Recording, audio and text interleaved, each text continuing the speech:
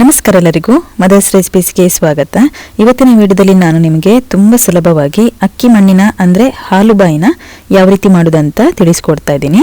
ಇದು ಒಂದು ಸಾಂಪ್ರದಾಯಿಕ ಅಡುಗೆ ಕೂಡ ಹೌದು. ಬನ್ನಿ ಹಾಗಾದರೆ ಇದನ್ನು ಯಾವ ರೀತಿ ಮಾಡೋದಂತ ನೋಡೋಣ. ಮೊದಲಿಗೆ ಇಲ್ಲಿ ನಾನು 1 ಕಪ್ಪಷ್ಟು ಅಕ್ಕಿನ ತಗೊಂಡಿದ್ದೀನಿ. ಈಗ ಇದನ್ನು ಒಂದು ಬೌಲಿಗೆ ಹಾಕ್ಕೊಳ್ಳೋಣ. ಇದನ್ನು ನೀರು ಹಾಕಿಬಿಟ್ಟು 3 ಬಾರಿ ಚೆನ್ನಾಗಿ ನೀರಲ್ಲಿ ತೊಳ್ಕೋಬೇಕು. ಆಮೇಲೆ 4 ಗಂಟೆ ಆದರೂ ನೀರಲ್ಲಿ ನೆನೆಸಲಿಕ್ಕೆ ಬಿಡಬೇಕು. 4 ಇಲ್ಲ ಅಂದರೆ 2 ಗಂಟೆ ಆದರೂ ನೀರಲ್ಲಿ ನೆನೆಬೇಕು. ಇವಾಗ ನೋಡಿದ್ದು ಅಕ್ಕಿ ಚೆನ್ನಾಗಿ ನೀರಲ್ಲಿ ನೆನೆದಿದೆ. ಈಗ ಇದನ್ನು ಒಂದು ಮಿಕ್ಸಿ ಜಾರಿಗೆ ಹಾಕ್ಕೊಳ್ಳೋಣ. ನೆಕ್ಸ್ಟ್ ಇವಾಗ ಇಲ್ಲಿ 1 ಕಪ್ಪಷ್ಟು ತೆಂಗಿನ ತುರಿನ ಹಾಕ್ಕೊಳ್ತಾ ಇದ್ದೀನಿ. ಫ್ರೆಶ್ ಆಗಿರುವ ತೆಂಗಿನ ತುರಿನ ಹಾಕ್ಕೊಳ್ಳಿ, ಆವಾಗ ತುಂಬ ರುಚಿಯಾಗಿ ಬರುತ್ತೆ ಮಣ್ಣಿ.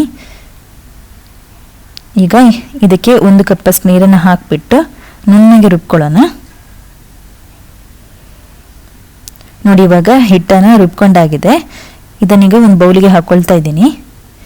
ಈಗ ಅದೇ ಮಿಕ್ಸಿ ಜಾರಿಗೆ ನೀರು ಹಾಕಿಬಿಟ್ಟು ಈ ಕಪ್ಪಲ್ಲಿ ನಾನು 3 ಕಪ್ಪಷ್ಟು ನೀರನ್ನು ಹಾಕ್ಕೊಳ್ತಾ ಇದ್ದೀನಿ. ನೋಡಿ ಈ ಹದಕ್ಕೆ ನೀರು ದೋಸೆ ಹಿಟ್ಟಿದೆಲ್ಲ ಆ ಹದಕ್ಕೆ ಇರಬೇಕಿದು. ಈಗ ಸ್ಟವ್ ಮೇಲೆ ಪ್ಯಾನ್ ಇಟ್ಕೊಂಡಿದ್ದೀನಿ. ಇದಕ್ಕೆ ಈಗ ಇದನ್ನು ಹಾಕ್ಕೊಳ್ಳೋಣ. ಇಷ್ಟು ನೀರಾಗಿರಬೇಕು. ನೀರಾಗಿದ್ದರೆ ನಮಗೆ ಸರಿಯಾಗಿ ಬೇಯಿಸ್ಕೊಳ್ಕಾಗತ್ತೆ. ದಪ್ಪಗಿದ್ರೆ ಅದು ಒಳಗೆ ಚೆನ್ನಾಗಿ ಬೆಂದಿರಲ್ಲ, ಬೇಗ ಗಟ್ಟಿಯಾಗಿ ಹೋಗ್ಬಿಡುತ್ತೆ. ಇದಕ್ಕೆ ಸ್ವಲ್ಪ ಉಪ್ಪನ್ನು ಹಾಕ್ಕೊಳ್ಳೋಣ. 1 ಕಪ್ಪಷ್ಟು ಬೆಲ್ಲದ ಪುಡಿನ ಹಾಕ್ಕೊಳ್ತಾ ಇದ್ದೀನಿ. ಯಾವ ಕಪ್ಪಲ್ಲಿ ಅಕ್ಕಿ ತೊಗೊಂಡಿದ್ದೀನಿ ನೋಡಿ ಅದೇ ಕಪ್ಪಲ್ಲಿ ಬೆಲ್ಲ ಕೂಡ ತೊಗೊಂಡಿದ್ದೀನಿ. ಇಡೀ ಬೆಲ್ಲ ಆದರೆ ನೀವು ಅದಕ್ಕೆ ಸ್ವಲ್ಪ ನೀರು ಹಾಕಿಬಿಟ್ಟು ಅದನ್ನು ಶೋಧಿಸ್ಕೊಂಡು ಇದಕ್ಕೆ ಹಾಕ್ಕೊಳ್ಳಿ. ಈಗ ಇದನ್ನು ಮೊದಲಿಗೆ ಲೋ ಫ್ಲೇಮಲ್ಲಿ ಇಟ್ಟು ನಿಧಾನಕ್ಕೆ ಈ ಥರ ಮಿಕ್ಸ್ ಮಾಡ್ತಾನೆ ಇರಬೇಕು. ತಳ ಹಿಡಿಯೋದಾಗಿ ಇದನ್ನು ಈ ಥರ ಮಿಕ್ಸ್ ಮಾಡ್ತಾನೆ ಇರಿ.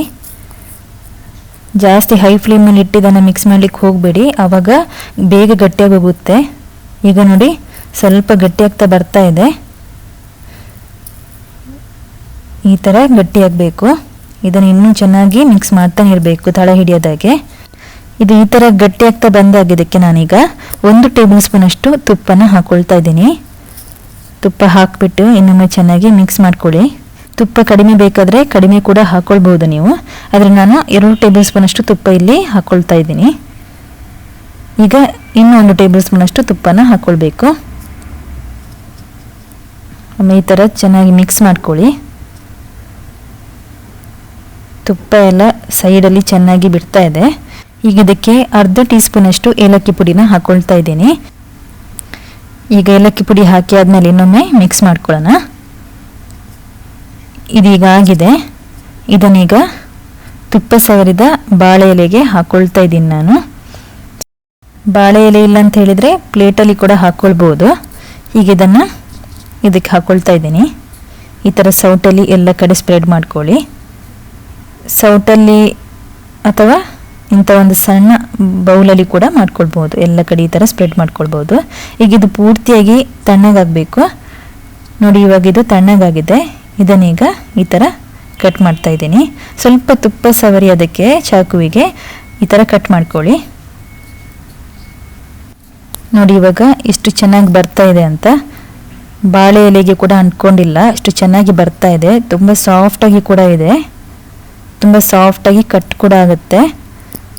ಇದೇ ರೀತಿ ಎಲ್ಲವನ್ನು ನಾನು ತೆಗಿತಾ ಇದ್ದೀನಿ. ತುಂಬ ಚೆನ್ನಾಗಿ ಬಂದಿದೆ, ಹಾಗೆಯೇ ತುಂಬ ರುಚಿಯಾಗಿ ಕೂಡ ಬಂದಿದೆ. ನಮ್ಮದೊಂದು ಸಾಂಪ್ರದಾಯಿಕ ಶೈಲಿಯಲ್ಲಿ ನಾನಿವತ್ತು ನಿಮಗೆ ಅಕ್ಕಿ ಮಣ್ಣಿನ ಮಾಡಿ ತೋರಿಸಿದ್ದೀನಿ.